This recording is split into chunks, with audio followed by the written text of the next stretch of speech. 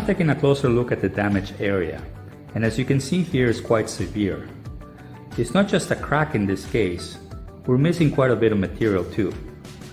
In order to give you a better visual aid about the size and scope of this crack, I have this coin here which I'm able to insert all the way inside so you can see how wide and how deep this crack really is. So this is the area that we're going to be repairing today. Now, it is important not to prejudge the size and scope of the repair simply from what you can see only. A lot of the times we have hidden damage underneath or around the vicinity of the crack area, and we need to be able to identify it. One way to do that is to use the same coin and apply a tapping motion like this around the crack area. And what we're actually looking for are dead spots, and those dead spots will actually emit a low pitch sound. So far my tapping motion is emitting high pitch sound, indicating that I'm tapping on healthy area. So that's good news. So it appears that our repair is going to be only concentrated around this area without extending any further. So now that we have a better idea about the size and scope of this particular repair, we're going to mark out the working area using electrical tape. So from the center of the crack, we're going to come out about 5 centimeters. I'm going to put a strip of electrical tape on each side.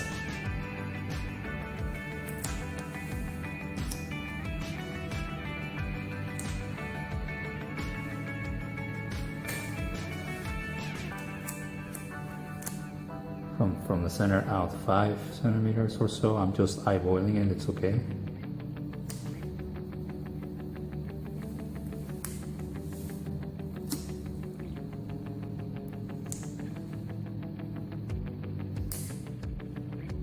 Like so.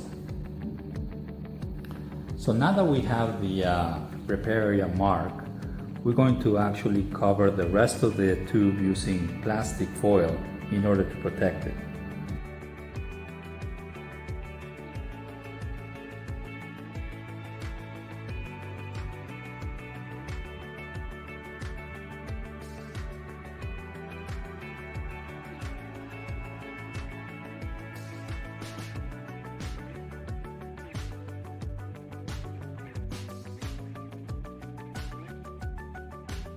So the reason that we give ourselves about 10 centimeters of working space, even though our carbon fiber patch will only be about half that distance, about 5 centimeters wide, it's because we need that extra couple of centimeters on each side in order to achieve a good transition between the new material that we're going to be adding and the original material underneath during the sanding process.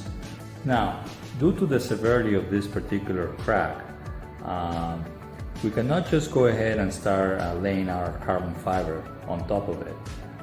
If we were to do that, the carbon fiber will start conforming to the size and shape of the crack, and you will end up with a dented part, and that will actually be a weak point in your part, which actually defeats the purpose of doing the repair in the first place. So we need to seal this crack first. Carbon fiber needs a solid surface in which to rest. So the way we're going to seal this crack is by using a special 2-part epoxy compound.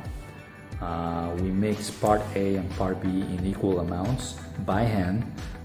When it's mixed, it has the texture of plastiline, and it's very easy to handle by hand and shape it. And we're gonna fill the gap with this epoxy, and it takes about 4 hours to start hardening, and it takes a full 12 hours to fully cure, so we're probably going to leave it overnight. And just to show you how this material behaves when it's fully cured, this is just a scrap piece of putty, and see, it's very solid. First of all, solid as a rock. It's very sandable. If you were to take some sanding paper or sanding block, you can shape it in any form you want. And yet, the incredible part is how light it really is. So although it's very solid as a rock, if I take this glass of water and I try to submerge it, see, it's buoyant, it's super light, it won't sink.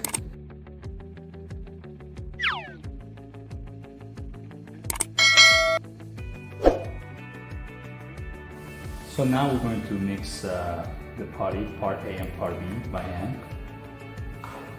So part A is gray, part B is white, and we're going to take equal amounts of it. In this case we need very small amount, so like this for the part A, and an equal amount for the part B.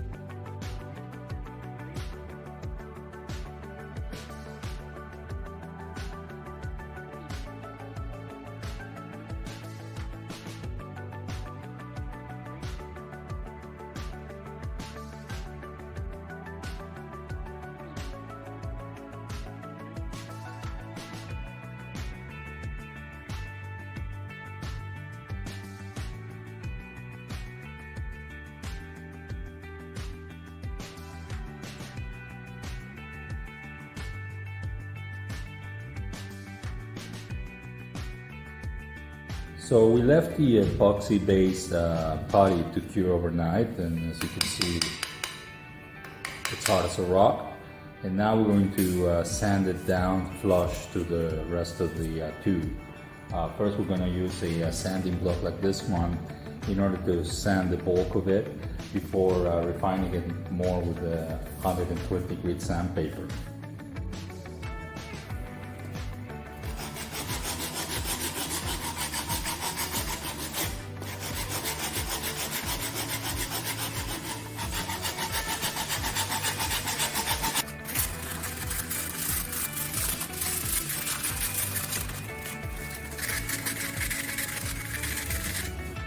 So we now have the epoxy putty flush with the rest of the tube, and now we're going to continue sanding the rest of the repair area to remove the coat of lacquer that was there originally. So now that we reach this point where we have everything nice and flush and we remove the layer of clear coat, let's go through the contents of the DIY repair.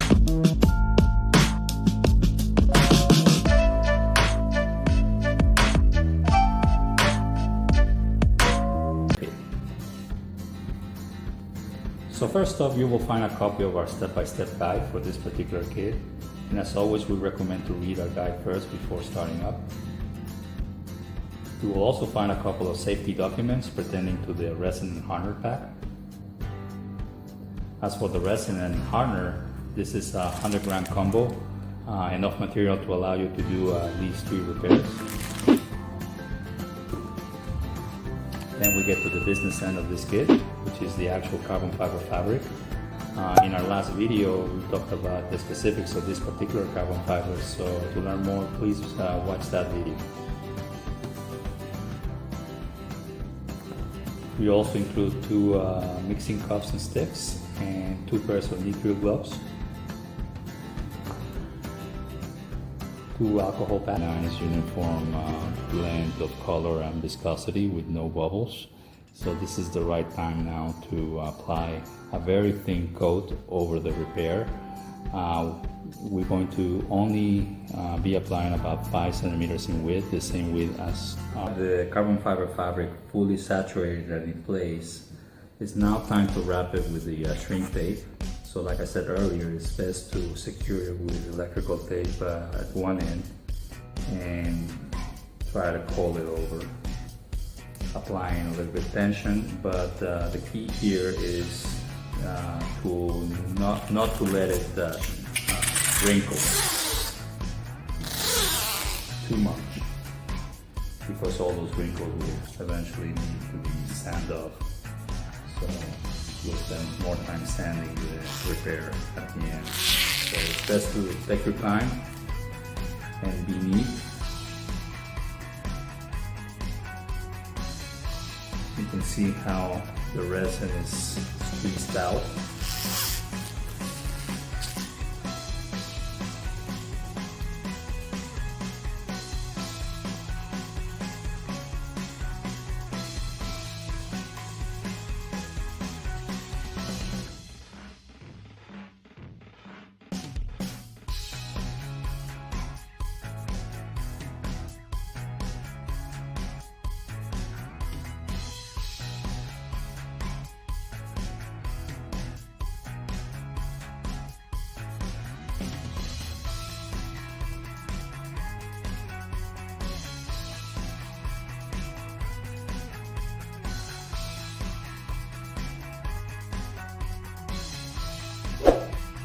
So for now, there's nothing left to do but to do the repair secure overnight. It needs a minimum of 12 hours.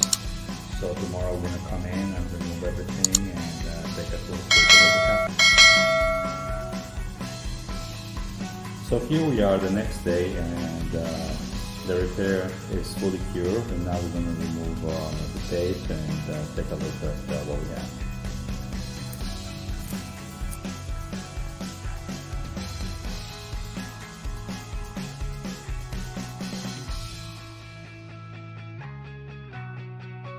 So I just finished removing pretty much most of the tape. There's still some left. Some pieces are stuck, but that's no problem because they're going to be removed on the next step, which is to sand the entire area smooth using 120 grit sandpaper.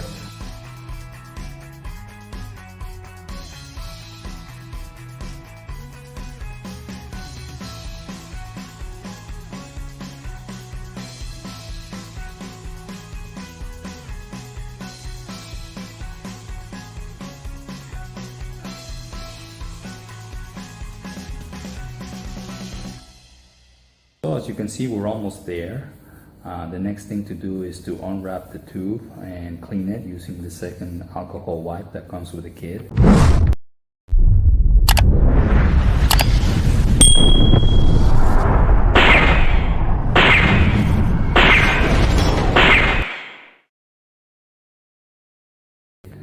Afterwards, we're going to mask it and apply 2 layers of clear coat. We use an automotive grade lacquer, which is UV stable, which will protect the tube from the elements and scratches.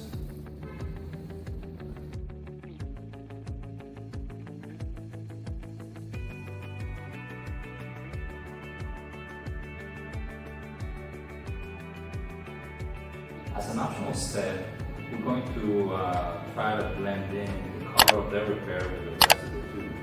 We like to do that by using this Total Wax Color Magic Black, and you can get this at any automotive store. We like to use this product here because it works really well with carbon fiber, especially when you have various shades of black. It blends them into one color.